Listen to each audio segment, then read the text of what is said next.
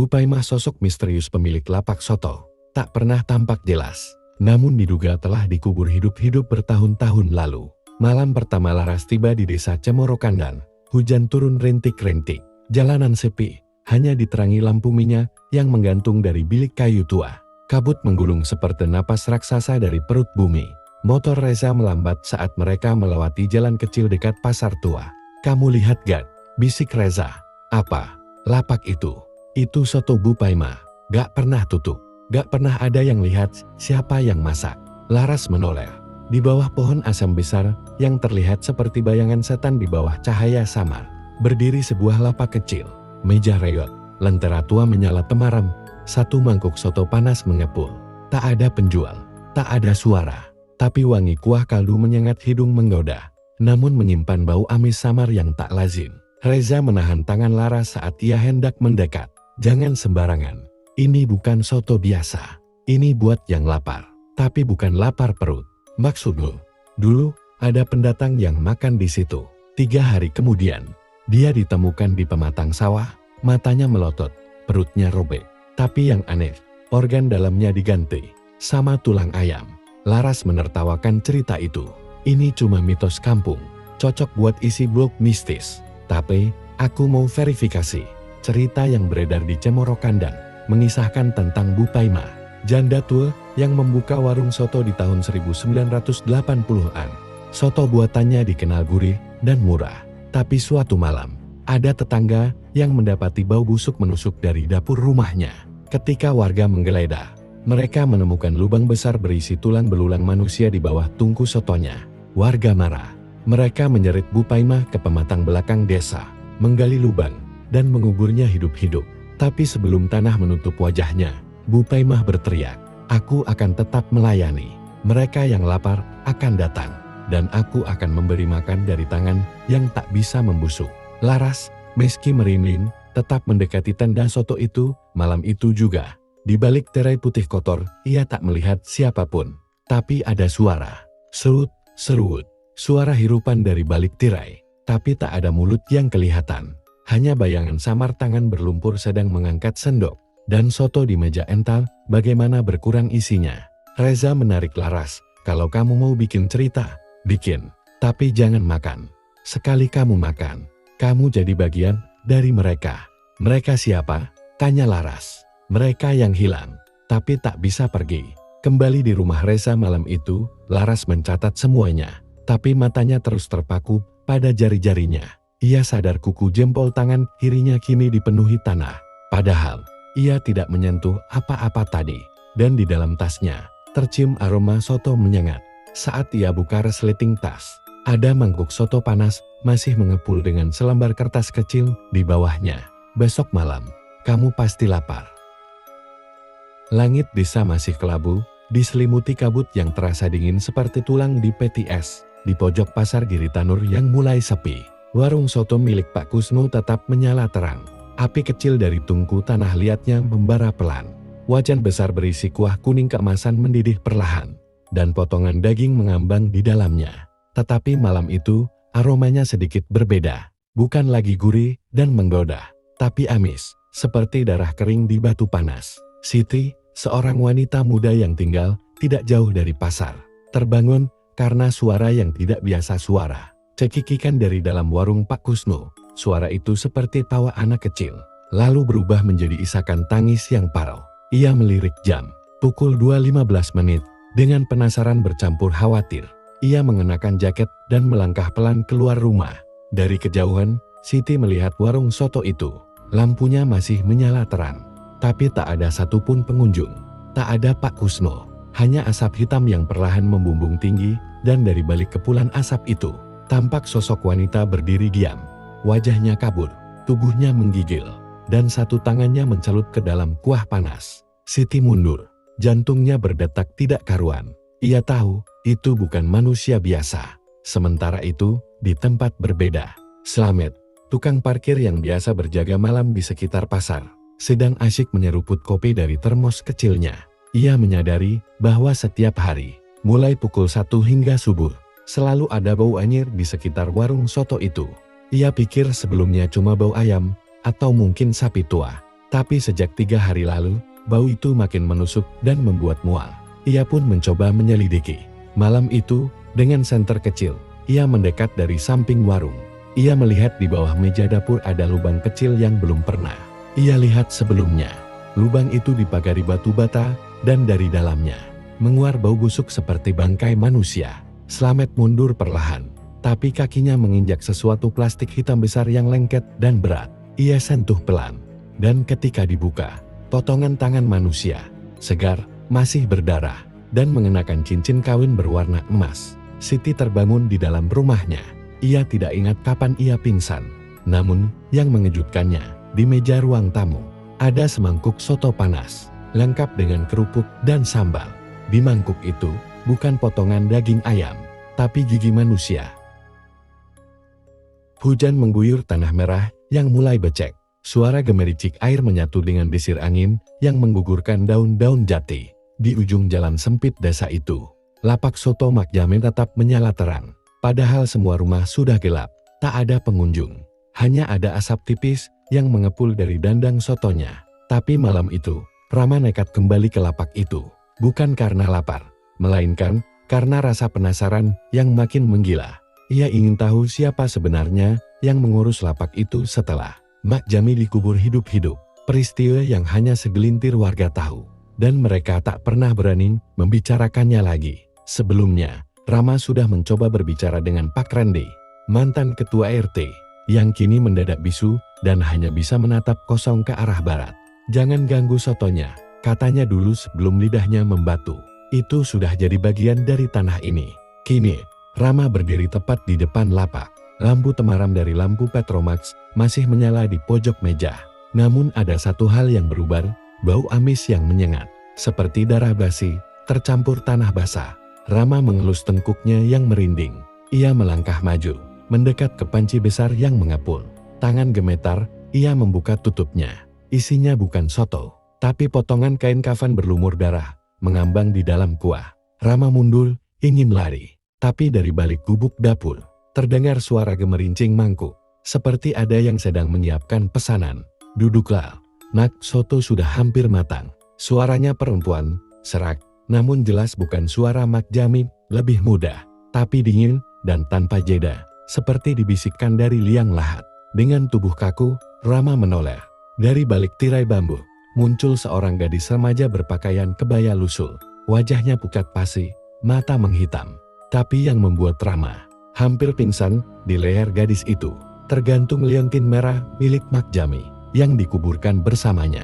"Kau lapar kan?" tanyanya, menaruh semangkuk soto yang mengeluarkan bau anyir. Rama berusaha mundur, tapi kursinya tak bisa digerakkan.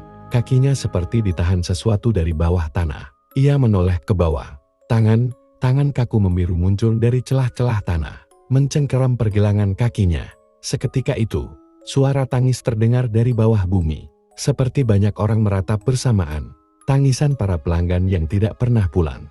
Tangisan mereka yang makan soto dan tidak pernah ditemukan kembali. Keesokan paginya, warga menemukan lapak soto itu masih menyala. Tapi tidak ada siapapun. Hanya sebuah mangkuk soto dingin di meja, dan jejak kaki berlumpur menuju tanah pekuburan di belakang lapak. Dan satu hal yang membuat bulu kuduk semua warga berdiri. Tulisan di kaca lapak itu berubah. Bukan lagi soto Mak Jami, tapi soto untuk yang dilupakan. Hujan baru saja reda. Awan tebal masih menggantung, seperti menyembunyikan sesuatu yang enggan dilepas dari langit. Di sudut pasar tua yang sudah lama kosong, aroma kuah soto menyusup perlahan. Padahal, tak ada warung yang buka. Sari kembali ke lapak itu. Kali ini ditemani Galang, teman masa kecilnya yang juga punya rasa ingin tahu berlebih. Ia ingin membuktikan bahwa semuanya hanyalah sugesti. Atau mungkin benar ada sesuatu yang jauh lebih gelap dari apa yang pernah mereka dengar. Kalau memang dia dikubur hidup-hidup di bawah sini, kenapa nggak ada yang bongkar tanahnya? Tanya Galang sambil menyorotkan senter ke bawah meja bekas jualan. Sari membuka ponsel dan memperlihatkan transkrip wawancara dengan MB Aharono. Ada potongan kutipan yang membuat mereka sama-sama terdiam. Surono bukan dikutuk, dia memilih. Katanya, selama masih ada yang makan di warungnya, dia akan terus ada. Tapi jangan pernah makan sotonya saat malam Jumat. Dan malam itu, adalah malam Jumat Kliwon. Galang tertawa sinis, mengira semua ini hanya dongeng kampung. Tapi sebelum Sari sempat menegurnya, udara di sekitar mendadak jadi berat. Lampu-lampu jalanan satu persatu padam, meninggalkan mereka hanya dengan sorotan senter. Kemudian terdengar klek, krek-krek, suara seperti tulang patah. Lalu gerakan pelan seperti sesuatu atau seseorang yang menyeret tubuh dari dalam tanah. Sari mencengkeram lengan Galang. Di bawah meja itu, ada sepasang tangan yang terbalut kain putih kotor, merangkak keluar perlahan. Dari balik gundukan tanah bekas lantai lapak, muncul wajah pucat pasi dengan mata terpejam, dan rahangnya masih mengunyah, bergerak naik turun seolah sedang menyantap daging meski tak ada apa-apa di sana. "Pak Surono," gumam Sari, suaranya nyaris tercekat. Wajah itu mendongak, lalu perlahan membuka mata kosong, tak ada putih, hanya hitam yang pekat dan dalam. Dari bibirnya, uap panas keluar, membawa aroma soto yang menusuk. Tapi kali ini, aromanya amis. Dagingnya, bukan sapi. Galang mundur beberapa langkah. Kita harus pergi." Tapi suara berat itu tiba-tiba terdengar, seperti dari perut bumi. "Sudah makan? Masih ada tempat untuk satu lagi." Lapak soto yang sudah lama mati itu kembali berdiri malam itu. Tapi kali ini, menunya tak lagi untuk manusia biasa. Malam itu hujan turun lebih deras dari biasanya, membanjiri jalanan yang mulai tergenang lumpur pekat. Suasana sepi, hanya terdengar rintik hujan dan sesekali suara kodok bersahutan. Namun dari kejauhan warung soto milik Pak Ranu masih menyala terang. Uap dari wajan besar di dapurnya terus mengepul seolah tak pernah padam, dan aroma rempah-rempah masih memenuhi udara. Raka yang sejak awal mencurigai keanehan di lapak itu kembali datang. Kali ini ia tak sendiri. Ia mengajak Lintang, temannya semasa kecil yang kini menjadi mahasiswa antropologi, untuk menelusuri asal-usul warung itu lebih dalam. Lintang memandang warung soto itu dengan tatapan tajam. Tempat ini punya aura aneh, terlalu hidup untuk sesuatu yang harusnya mati, gumamnya sambil merapatkan jaketnya. Mereka menunggu hingga warung sepi, lalu diam-diam mengendap ke belakang. Di balik gubuk penyimpanan kayu bakar mereka menemukan pintu kecil berkarat yang tersembunyi di bawah lantai papan. Raka mengangkat papan itu, perlahan hawa dingin dan bau busuk menyeruak tajam ke hidung. Tangga kayu menurun curam ke dalam tanah, menuju ruang bawah tanah yang tak pernah diketahui orang. "Ini seperti ruang penyimpanan?" tanya Lintang lirih sambil menyalakan senter. Namun, yang mereka temukan jauh dari sekadar ruang penyimpanan. Di balik tumpukan karung-karung berisi rempah dan tulang belulang, hewan mereka menemukan sesuatu yang mengerikan, sebuah altar batu tua dengan simbol-simbol kuno, dan di tengahnya berdiri patung wanita, setengah membusuk seolah baru saja dikubur namun dipaksa berdiri kembali. "Ite udot itu patung Nyai Ranu," bisik Rakan. Dia yang dikubur hidup-hidup bukan?" Lintang memeriksa simbol-simbol di altar. "Bukan patung, itu tubuhnya. Dia dimumifikasi, disimpan dalam ritual kuno, dihidupkan kembali melalui persembahan." Mereka dikejutkan oleh bunyi langkah dari atas. Seseorang membuka pintu lantai. Suara berat dan dalam terdengar, "Kalian terlalu dalam mencampuri." Dari balik pintu muncul sosok Pak Ranu. Wajahnya kini tampak lebih tua, pucat, dan mata merah menyala. Tapi yang membuat mereka bergidik ngeri, tubuh Pak Ranu mulai meneteskan cairan hitam dari pori-porinya. Ia bukan lagi manusia. Lapak ini tak pernah tutup, karena Nyai Ranu harus terus diberi makan. Raka dan Lintang mundur perlahan, namun kaki mereka terperosok lantai tanah di ruang bawah itu mulai bergerak seperti mengisap mereka ke dalam. Tulang-tulang di sekitar altar bergoyang membentuk semacam lingkaran pelindung. Aroma soto mendadak menguar, kali ini bercampur bau darah dan daging busuk. Lintang berteriak, "Kita harus memutus ritus ini." Dia masih bergantung pada soto, pada daging yang disajikan. Namun sebelum mereka sempat melangkah lebih jauh, sosok lain muncul dari balik kegelapan. Seorang perempuan tua mengenakan kebaya putih dengan mata yang meneteskan darah. "Nyai Ranu." Tangannya terulur gemetar, namun mematikan. Tak seorang pun keluar yang telah melihat rahasiaku. Lampu di dapur atas padam serempak, dan malam pun benar-benar dimulai. Setelah kejadian mengejutkan di malam sebelumnya, warga desa kembali resah. Desas-desus terus bergulir dari mulut ke mulut. Mereka yakin sesuatu yang jahat telah bangkit bersama. Aroma soto yang terus menguar dari lapak tua itu Namun tak satu pun berani mendekat lagi, kecuali satu orang, Pak Karta, mantan penggali kubur yang pernah dikucilkan karena dianggap terlalu banyak tahu. Pak Karta, mantan penggali kubur, berusia sekitar 60-an, dikenal menyendiri dan suka berbicara sendiri. Diam-diam dia menyimpan catatan kematian warga Tirangwesi. Joko, anak muda yang pernah diselamatkan oleh Pak Karta dari sumur tua. Kini dia mempercayai intuisi orang tua itu lebih dari siapapun. Mbak Turi, warga yang terakhir melihat Bu Reni, istri Pak Sutris, sebelum menghilang. Sore itu, Pak Karta datang ke lapak soto yang masih tetap buka seperti biasa. Ia berdiri lama menatap gerobak tua yang sudah penuh lumut dan kain berdebu yang bergoyang pelan, seolah ada angin dari dunia lain yang membelainya. Tiba-tiba, dia menggali sedikit tanah di samping lapak dan menemukan kain kafan robek berisi segumpal rambut. Ini bukan rambut biasa, gumamnya. Ini rambut Bu Reni. Joko yang diam-diam mengikutinya dari belakang, terkejut melihat Pak Karta mencium tanah dengan mata terpejam. Tolong dengarkan, Jo, tanah ini berbicara. Ada yang masih hidup di bawah sana, kata Pak Karta lirih. Tapi Joko hanya bisa menelan ludah. Ia tak sanggup menjawab. Malamnya, suara tangisan samar terdengar dari lapak, bukan hanya oleh Pak Karta, tetapi juga oleh warga sekitar yang nekat mendekat. Salah satu dari mereka, Mbak Turi, mengaku mendengar suara memanggil namanya dengan nada gemetar. Turi ye, tolong aku. Gelap sekali di sini ye.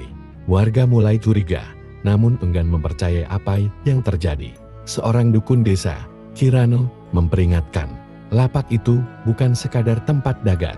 Itu penanda batas. Dulu, tempat itu adalah tanah larangan, dan kini telah dibuka kembali oleh keserakahan. Pak Karta menolak peringatan. Kirano, ia bersikeras bahwa satu-satunya cara menghentikan semua ini adalah membongkar kembali kubur Pak Sutris. Meskipun secara hukum itu dilarang.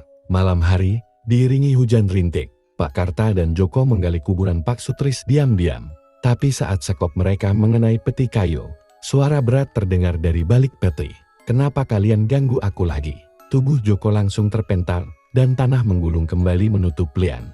Pak Karta terdiam, lalu menoleh ke arah gerobak soto yang masih menyala lampunya. Di balik tirai lusuk itu, bayangan Pak Sutris berdiri diam, dengan mata kosong dan darah mengalir dari sela bibirnya, menunjukkan bahwa sesuatu yang lebih besar sedang bangkit. Lapak soto itu bukan hanya menyimpan arwah, tetapi menjadi pintu gerbang dari sesuatu yang telah dikunci ratusan tahun lalu. Dan kini, segel itu mulai terbuka. Malam keempat sejak suara-suara dari arah lapak soto mulai terdengar lagi. Kini warga sudah terlalu takut untuk mendekat. Bahkan Pak Lurah pun mengunci diri di rumahnya. Tapi tidak dengan Seno. Seno, pemuda yang kehilangan kakaknya setelah memakan soto dari lapak terkutuk itu, masih menyimpan dendam. Ia yakin ada sesuatu yang belum tuntas. Sesuatu yang mengikat lapak itu dengan dunia orang mati. Dan malam ini, ia berniat mengungkapnya. Seno membawa senter, satu botol minyak kelapa, dan sebuah belati pusaka warisan kakeknya seorang dukun pengusir roh zaman dulu. Lapak itu terlihat biasa dari kejauhan, bahkan lebih bersih dari biasanya. Namun begitu mendekat, bau amis yang aneh, seperti darah basi dan daging busuk segera menyergap hidungnya. Lentera di pojokan lapak menyala meski tak ada yang menyalakan. Seno masuk dengan hati-hati. Uap dari kuali besar di atas tungku perlahan mengapul. Ia membuka penutupnya. Ya Tuhan, di dalam kuali itu bukan soto, tapi potongan rambut panjang, gigi, dan kulit manusia mengambang dalam cairan kental kehitaman. Seno muntah seketika. Dari arah dapur, terdengar suara langkah. Menyeret, kau, belum bayar hutang rasa. Sosok pemilik lapak Mbah Kirno muncul.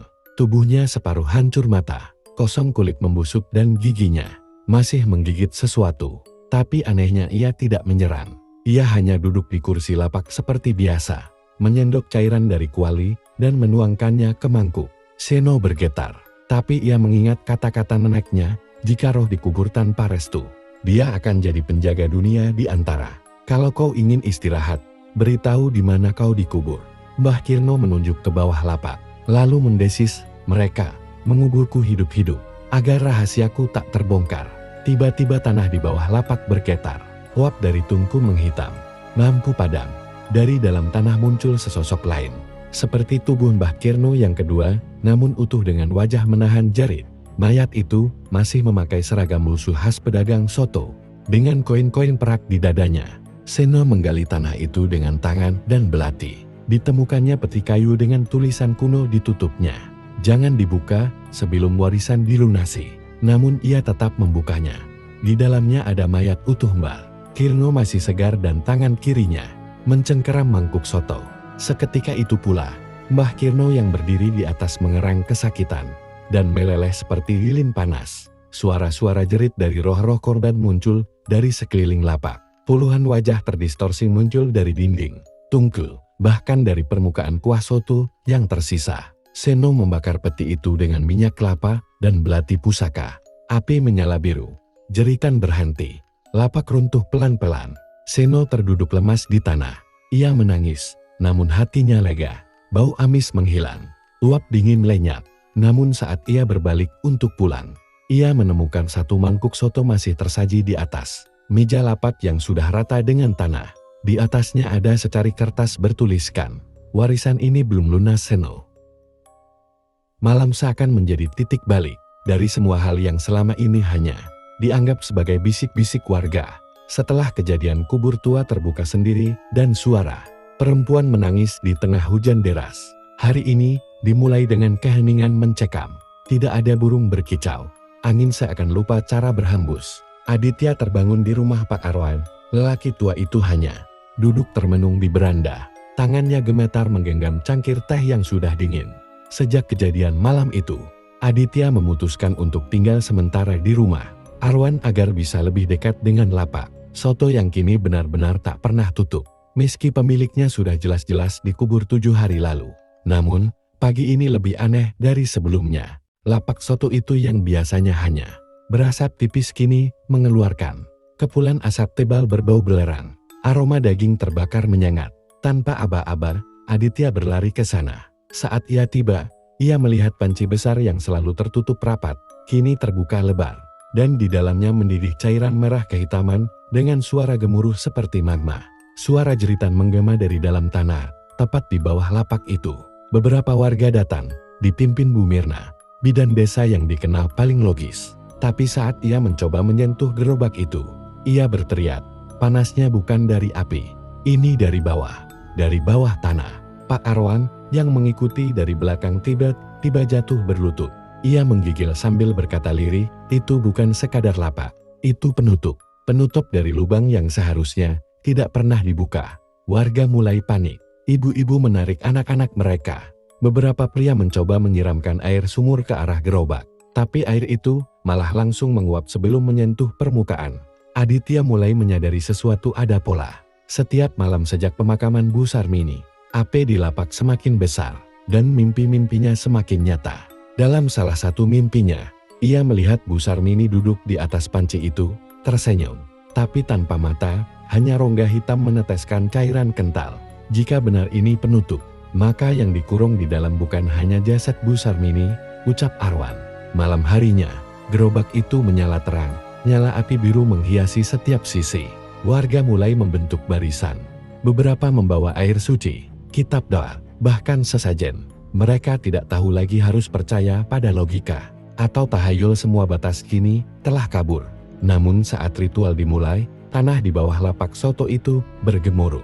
Dari retakan tanah keluar asap dan suara langkah kaki. Bukan langkah satu orang, tapi salah satu rombongan mendekat dari bawah tanah. Angin dini hari mulai menyisir lembut desa.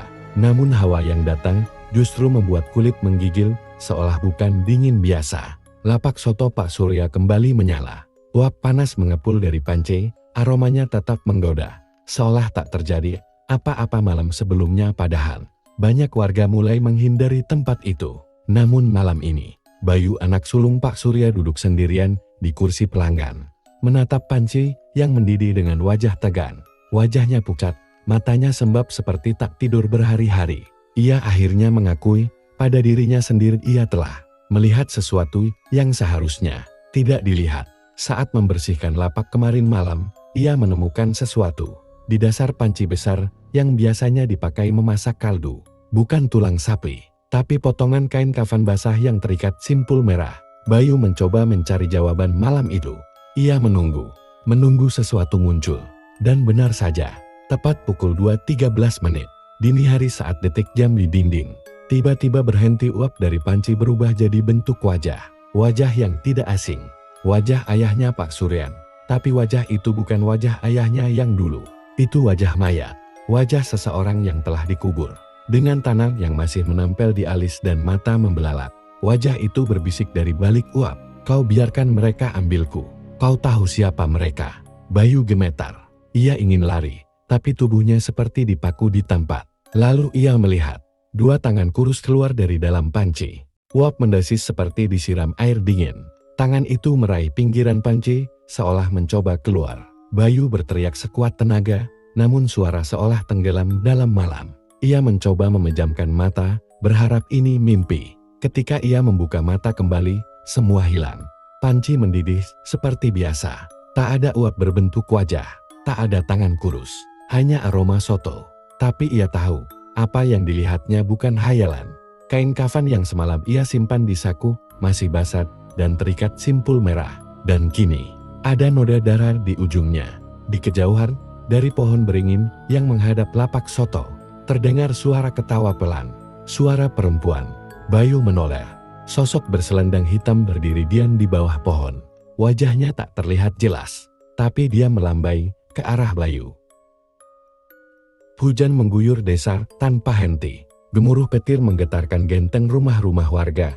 Namun seperti biasa, lapak soto tua di dekat pertigaan pasar tetap menyala terang dengan nyala lampu Petromax yang bergoyang diterpa angin. Kuah soto dalam panci besar masih mendidih, mengeluarkan aroma yang khas dan hangat. Damar, kini pemilik lapak itu, setelah kepergian tragis Bunarti, duduk termenung di kursi plastik tua. Pandangannya kosong menatap jalan. Pikirannya melayang kembali ke malam saat dia menemukan tubuh Bunarti yang terkubur hidup-hidup di belakang warung ini. Ia masih bisa mendengar suara desah nafas tertahan, kuku yang mencakar-cakar tanah. Dan sejak malam itu, Damar tidak pernah menutup lapak ini.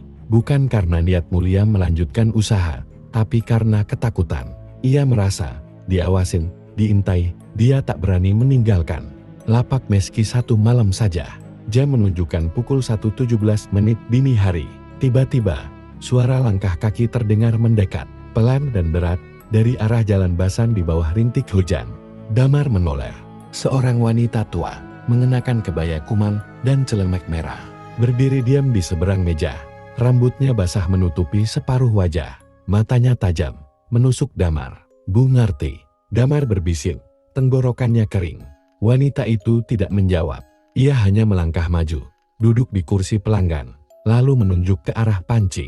Ambilkan aku semangkuk, katanya dengan suara parau, serak seperti seseorang yang lama tak bicara, atau baru bangkit dari dalam tanah. Tangan Damar gemetar saat ia menuangkan kuah ke dalam mangkuk.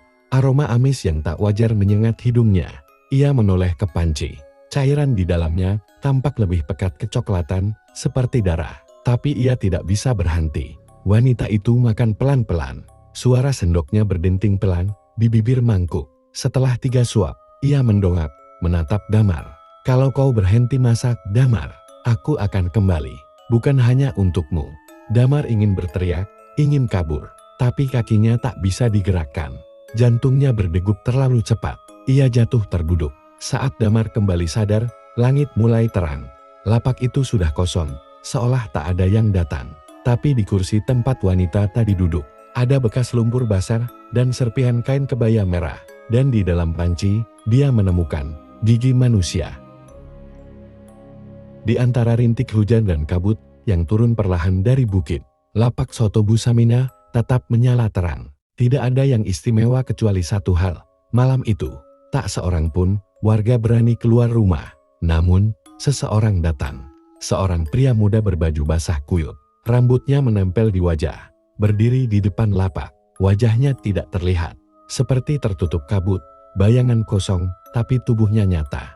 Bu Saminah menatapnya tajam dari balik tirai dapur. Tidak ada suara. Tidak ada tanya. Hanya suara hujan dan suara panci mendidih. Pria itu duduk perlahan di bangku kayu, membelakangi lampu, sehingga wajahnya sepenuhnya tertelan gelap. Seperti biasa, semangkuk soto disajikan. Walau tak ada satu kata pun terucap, Saminah membawa semangkuk soto ke mejanya. "Siapa kamu?" tanya Bu Saminah perlahan. Pria itu menunduk, diam, lalu dengan suara serak seperti berasal dari tenggorokan yang tak pernah digunakan, ia menjawab, "Aku yang dikubur tapi belum mati." Tubuh Bu Saminah bergetar. Kalimat itu dia dengar 20 tahun lalu dari seorang pemuda desa yang dituduh mencuri dan dikubur hidup-hidup oleh warga karena dianggap membawa sial. Tapi jasadnya tak pernah ditemukan. Bu Saminah mendekat, bola matanya gemetar. "Rifki," bisiknya. Pria itu mengangkat kepalanya perlahan. Bukan Rifki, tapi ada sesuatu dari dalam matanya. Yang kosong itu seperti kenangan yang dikubur bersama kesalahan. Seketika lampu di warung mati. Lapak soto itu diselimuti kegelapan total. Namun suara panci masih terdengar. Gelembung kuah soto dan napas berat pria itu. Saat lampu menyala kembali, bangku itu kosong. Soto tak disentuh, tapi ada bekas lumpur basah menetes dari kaki bangku menuju ke arah hutan. Saminah berdiri lemas, matanya menatap panci yang masih mendidih. Namun dari dalamnya muncul bau tanah dan bunga kamboja. Di balik lapak itu, tanah yang dulunya ditutup oleh paving kini mulai retak, seolah ada yang mencoba keluar dari dalamnya. Malam terakhir di desa menyambut dengan hujan deras dan petir yang menyambar tak henti. Udara begitu dingin, menusuk ke tulang. Lapak soto yang berdiri di bawah pohon beringin tua masih menyala. Meski jam menunjukkan lewat tengah malam, tak ada yang berani mendekat, kecuali satu orang, Randu. Lelaki yang beberapa hari terakhir jadi pusat perhatian warga desa. Ia bukan hanya saksi dari teror lapak soto itu, tapi juga korban yang masih hidup setelah bertemu langsung dengan sosok pemilik lapak yang dikubur hidup-hidup Pak Darto. Randu kembali malam itu bukan karena lapar. Ia kembali untuk mengakhiri segalanya. Di episode sebelumnya, Randu menemukan kenyataan bahwa Pak Darto tidak pernah mati secara utuh. Ia dikubur hidup-hidup oleh warga karena tuduhan ilmu hitam dan pesugihan. Namun, sumpah mati Pak Darto menjadi nyata selama soto ini masih dimakan. Aku belum pergi, dan kini sudah lebih dari 10 tahun. Lapak itu tak pernah berhenti menerima pengunjung. Bahkan saat manusia pun tak datang, bau daging rebus dan kayu bakar tetap tercium. Randu melangkah perlahan ke depan lapak. Lilin-lilin di pinggir meja menyala tanpa api. Hanya cahaya samar BR kelap-kelip. Di atas meja, semangkuk soto panas mengepul, seperti sedang menunggu seseorang. "Ini yang terakhir, kan?" gumam Randu. Suara lirih menyambut dari belakang tenda plastik lapak. "Yang soto terakhir, untuk jiwa terakhir." Sosok Pak Darto muncul. Separuh wajahnya telah rusak dimakan tanah. Kulitnya mengelupas seperti kain lap tua. Namun matanya masih hidup, masih menyala seperti malam dia dikubur. "Kau tahu siapa yang akan makan soto itu, Randu?" tanyanya sambil tersenyum menyeringai. Randu menggenggam keris kecil warisan kakeknya, yang katanya bisa mengusir roh dendam. "Aku tahu, bukan aku." Tiba-tiba, semua cahaya padam. Lantai di bawah lapak terbuka. Randu tercebur ke dalam tanah berlumpur, terjebak bersama mayat-mayat para pengunjung lapak terdahulu. Dalam ruang bawah tanah, Randu menemukan jasad-jasad yang masih utuh. Mereka adalah para pelanggan soto yang menghilang bertahun-tahun lalu. Salah satu di antaranya bahkan masih memegang sendok. Dari kegelapan, suara Pak Darto bergema, "Aku hanya memberi makan mereka yang lapar akan soto dan dosa." Randu menusukkan keris ke tanah. Sambil meneriakkan doa yang diajarkan ibunya, ia menancapkan keris itu ke tulang dada dirinya sendiri. Pengorbanan agar rantai kutukan berakhir. Tiba-tiba, tanah bergetar hebat. Lapak di atas terbakar. Api biru melahap seluruh tempat. Jeritan Pak Darto terdengar, namun perlahan-lahan menghilang, tergantikan keheningan total. Warga menemukan bekas lapak soto yang sudah jadi abu. Tak ada soto, tak ada meja, hanya tanah kosong dan di tengahnya sebuah keris menancap. Randu tidak pernah ditemukan. Namun sejak malam itu, tidak ada lagi suara mangkuk beradu, tidak ada aroma daging, tidak ada pengunjung tengah malam. Lapak soto itu akhirnya tutup. Cerita lapak soto yang tak pernah tutup adalah simbol tentang luka yang tidak ditangani dengan adil, dendam yang membusuk dalam tubuh, dan warisan dosa yang tak selesai. Seperti soto panas di malam sunyi, ia tampak menggoda Tapi bisa jadi itu adalah hidangan terakhir.